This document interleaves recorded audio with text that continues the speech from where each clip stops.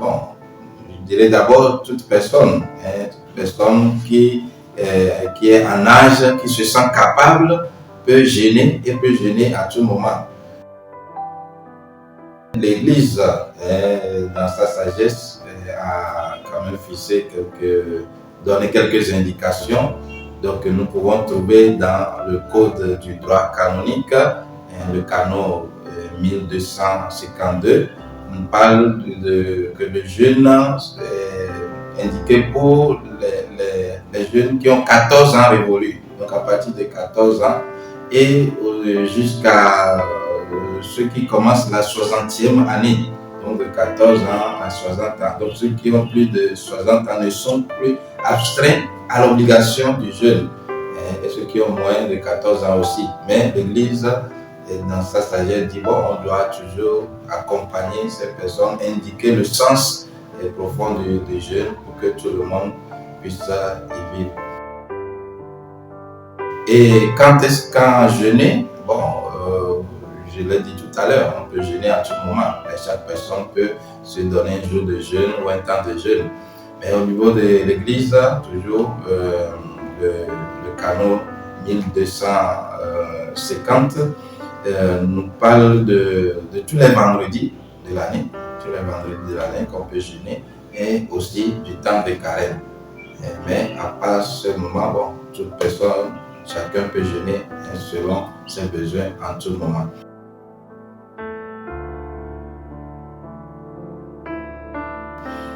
Alors, comment jeûner?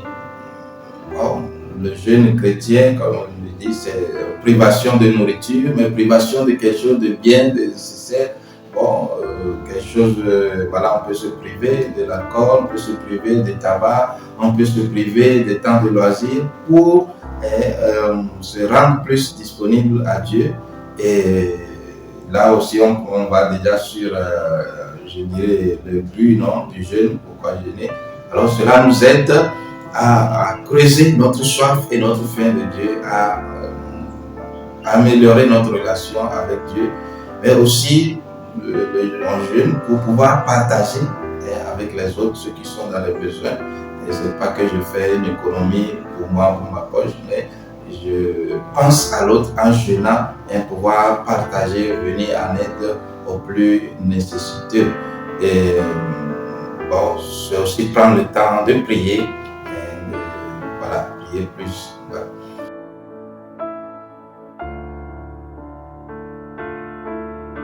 Alors, comment jeûner? Bon, il y a quelques indications qui nous sont données par la parole de Dieu. Et si vous permettez, j'aimerais lire quelques passages. Dans l'Ancien Testament, nous trouvons dans le livre d'Isaïe, Isaïe 58, 1 à 9. Et c'est la première lecture du vendredi après les cendres. Donc, c'est l'homme qui questionne Dieu. Pourquoi jeûner si tu ne le vois pas?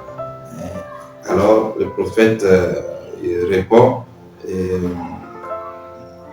voilà, vous jeûnez bien, mais vous traitez durement ceux qui peinent pour vous.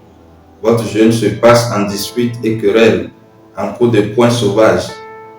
Voilà. Est-ce là le jeûne qui me plaît? Alors, plus loin, il répond, quel est donc le jeûne qui me plaît? N'est-ce pas faire tomber les chaînes injustes, délier les attaches du joug, rendre la liberté aux opprimés, briser les jougs? N'est-ce pas partager ton pain avec celui qui a faim, recueillir chez toi le malheureux sans abri, couvrir celui que tu verras sans vêtements, ne pas te dérober à ton semblable? Voilà quelques indications qu'Isaïe nous donne pour comment nous pouvons jeûner. Et dans l'évangile aussi, l'évangile que nous écoutons, le mercredi des cendres, dans Matthieu 6, Jésus nous dit, et quand vous jeûnez, ne prenez pas un air abattu comme ceux qui se donnent en spectacle. Ils se composent une mine de fête pour bien montrer aux hommes qui jeûnent. Donc on ne jeûne pas pour être vu des hommes. Mais Jésus dit, quand tu jeûnes, parfume-toi la tête, lave-toi le visage, ainsi ton jeûne ne sera connu ne sera pas connu des hommes, mais seulement de ton Père qui est présent dans le secret. Ton Père voit ce que tu fais dans le secret, il te le revaudra. Alors, je souhaite à tous et chacun un fructueux temps de carême, que par la prière, le partage, le jeûne et le pardon, que nous puissions grandir dans l'amour du Seigneur et que nous puissions recueillir des bons fruits pour notre vie. Que Dieu vous bénisse. Changez vos cœurs, croyez à la bonne nouvelle,